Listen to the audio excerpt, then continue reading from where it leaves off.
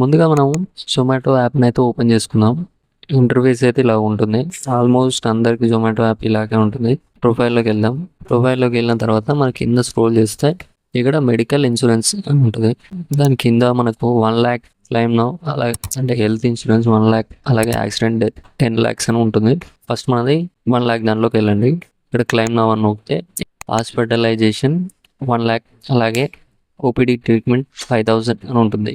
మనకి ఇప్పుడు బిల్లులు ఈ యొక్క ఓపీడీ రియంబర్స్మెంట్ కావాలి కాబట్టి ఇక్కడ ఓపీడీ ట్రీట్మెంట్ మీద క్లిక్ చేసుకోండి.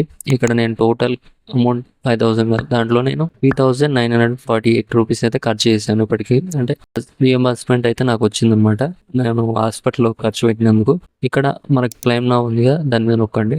నొక్కితే మనకి ఇక్కడ డేట్, అంటే ఈ రోజు వెళ్ళారా, మీరు ఏ రోజు వెళ్ళారా అనేది ఇక్కడ డేట్ అడుగుతుంది. డేట్ మీద నొక్కండి. నేను 4th వెళ్ళాను అనుకో, 4th క్లిక్ చేసి కన్ఫర్మ్ చేసుకోండి. మెడికల్ ప్రిస్క్రిప్షన్ అనమాట. అంటే మనకు రాసిస్తాడు కదా డాక్టర్ రాసి ఇచ్చేదేమో ఇక్కడ ఫస్ట్ బిల్, అంటే బిల్ ఎంత ఖర్చు అయింది, గోళీలకు అయినా దానికి దీనికి బిల్లు ఇస్తారు కాబట్టి డయాగ్నోస్టిక్స్ లో అలాగే ఫార్మసీలో మనకు బిల్ ఇస్తారు. ఆ బిల్ అనేది ఇక్కడ అప్లోడ్ చేయాలి. అలాగే డాక్టర్ రాసిన చిట్టి ఉంటుంది కాబట్టి చిట్టి అనేది, అంటే బిల్ అని ఉంటుంది, డాక్టర్ రాసిన ప్రిస్క్రిప్షన్ అనేది ఇక్కడ అప్లోడ్ చేయాలి.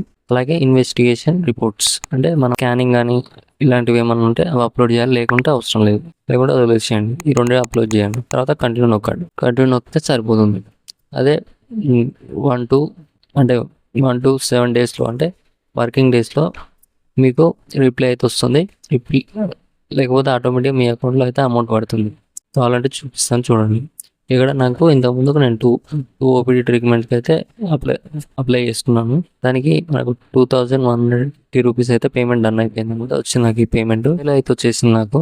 అంతకు ముందుదేమో 1 వీక్ అయితే టైం పట్టింది నాకు. ఇక్కడ చూడండి, March 30 చేసి April 2, అంటే మినిమం ఒక April 4 అయితే అమౌంట్ వచ్చింది నాకు. ఇక్కడ 5 days టైం పట్టింది. బట్ ఇక్కడైతే నాకు 1 dayలో అయిపోయింది అనమాట. 1 dayలో పేమెంట్ వచ్చేసింది, రిటర్న్ వచ్చేసింది. అంటే ఒకసారి సక్సెస్, ఒకసారి లేట్ అవుతుంది, తర్వాత నుంచి మీకు జల్దీ అయిపోతుంది అనమాట.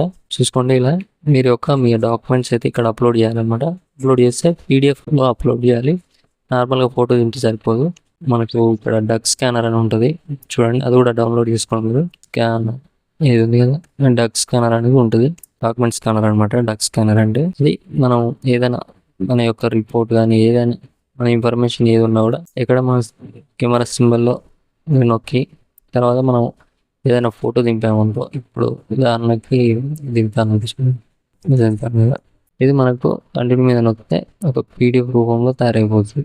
ఇది పీడిఎఫ్ రూపంలో అయితే తయారైపోయింది. ఇప్పుడు దీన్ని మనం ఇలా డౌన్లోడ్ మీద నొక్కుంటే సేవ్ అయిపోతుంది. సేవ్ అయిపోయింది కదా, ఎంత ఉంది 562 KB, ఇది సరిపోతుంది అనమాట.